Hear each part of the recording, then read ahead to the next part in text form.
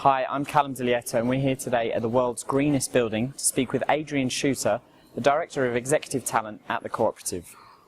Hi Adrian, thank you very much for inviting us to this amazing building. No problem at all. Tell us a bit more about it actually. Well, welcome to the home of the Co-operative. This is the new Co-operative headquarters. It was opened last year by the Queen herself, which was a remarkable day. It actually sits in a 20-acre site which the Co-operative Group owns, which we're going to regenerate into a mixed-purpose village, both including flats, including commercial real estate as well. And it actually was voted last year the most green, environmentally friendly building in the world. Wow, that's impressive. Yeah. When the Queen came to visit, how was it for all the employees? I think it will be a day that everybody will remember for a very long time. There was clearly a high degree of security, but in terms of the atrium, which you may see later on, it was filled to the rafters and it was a pretty special day. Wow, yeah. And obviously you're a cooperative business, the clue is in the name. Yeah. What benefits are there in that? Well, it's a very interesting question. So the Co-operative Group itself was established over 150 years ago and was really born out of a need to provide safe, available food for all. You know, we have to think back to a time when food wasn't available in your high street, it wasn't available in a convenience store, and pretty much many people in society were denied basic food and sustenance. The real benefit of being a cooperative really lies in the values and principles. A cooperative really works for the members in which sit within the cooperative rather than for shareholders and others.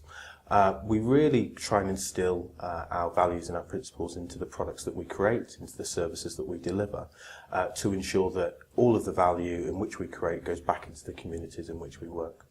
Excellent, excellent. So with all the changes that have occurred in the last year, how have you maintained employee engagement?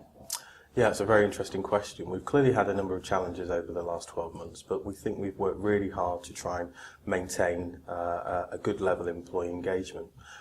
If we look at probably pre-crisis, we probably had double the number of people in the highly engaged categories against the benchmark within the UK market. What we've really focused on is being very open, very transparent, and having lots of regular communication with all of our colleagues. Some specific things that we've done. We've run our normal annual engagement survey, which we're hoping to have the results back for at the end of the year. We've really tried to involve our colleagues in designing the new future, so having them involved in creating a new purpose, having them involved in creating new employee propositions, etc. We've also, I'm not sure if you may be aware, we actually ran a campaign called Have Your Say. Have Your Say was both an internal and external request of the UK public to say, what do you want of your co-op? This invited everybody across the UK to make some feedback points around the difference that they'd like to see in a cooperative today. We actually got over 200,000 responses. Wow. And we're actually been spending the year analysing those results, and we'll actually be communicating them back out within the next few weeks. Within that, we've had over 15,000 colleague responses as well, so we'll use that information to really ensure that we are listening to our colleagues, getting them involved in shaping the future and ensuring that we're acting on those things to make sure that we deliver a better co-op for tomorrow. Excellent. And I guess being a cooperative, that sort of level of communication and getting everyone involved must be a common thing. Yeah.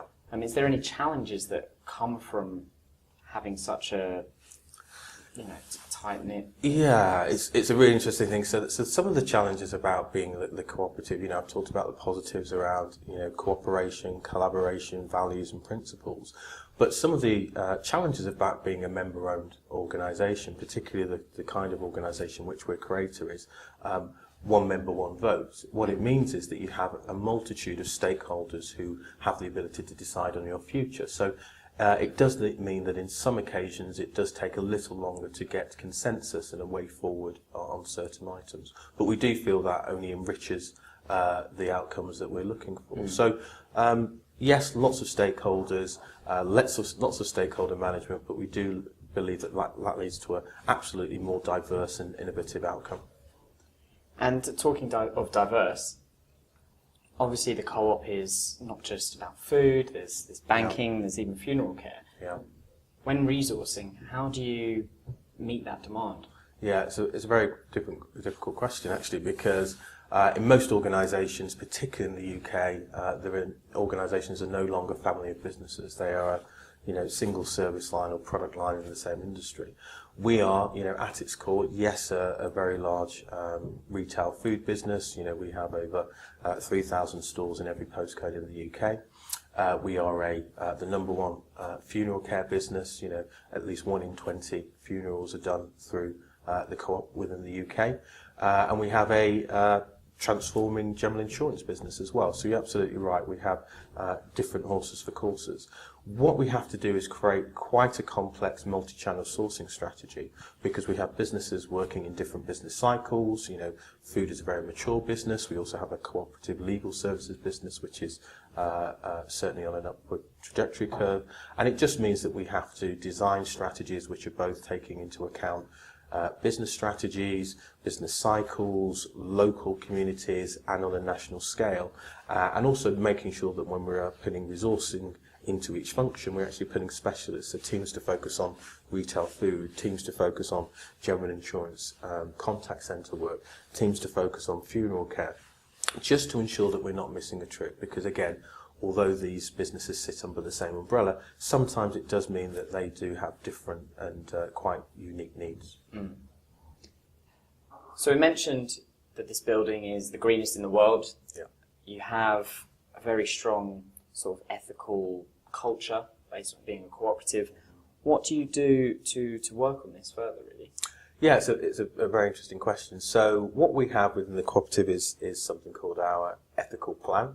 So our ethical plan really encapsulates how we ensure that our values, principles, and the work that we do is represented in the communities in which we work.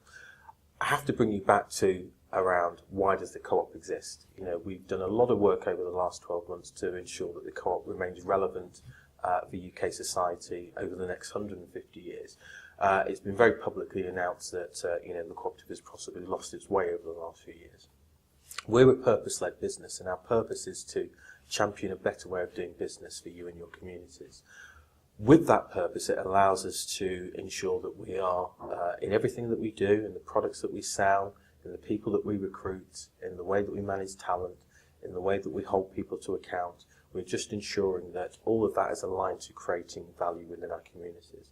And that's the cooperative point of difference. We are not just about creating profit, we are about ensuring that we recognise the needs of our members, we deliver for the needs of our members, yet absolutely there is also a need to ensure that we create profit. Without profit, we can't create a surplus. Without surplus, we can't go about doing the great things that we do within society today. Just an example of that is, only last year we always nominate a Charity of the Year. Last year it was the Carers Trust, and the great work that all of our 90,000 colleagues did in that allowed us to raise over £6 million for that charity. Wow. So those are the kind of things that we like to do. Yeah, that's really impressive. And with that future direction then, Yeah. Obviously as a business you have a direction that everyone's going towards, but more specifically in the people function, what does that mean for you? Yeah, it's a question that we have been spent a considerable amount of time as a HR executive trying to answer.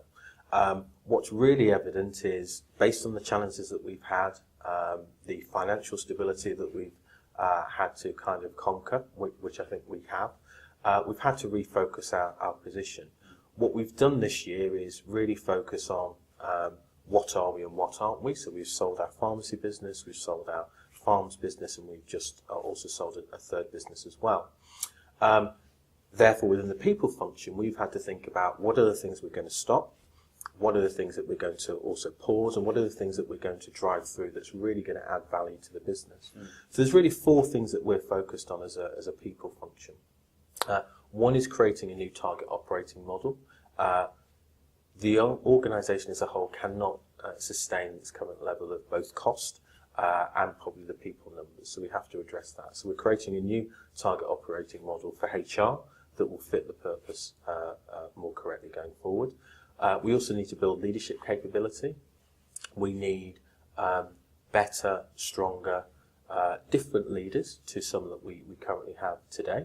And that's going to be a difficult journey for us, but we think that will play out very well. We're going to focus on performance and reward and benefits. We think that the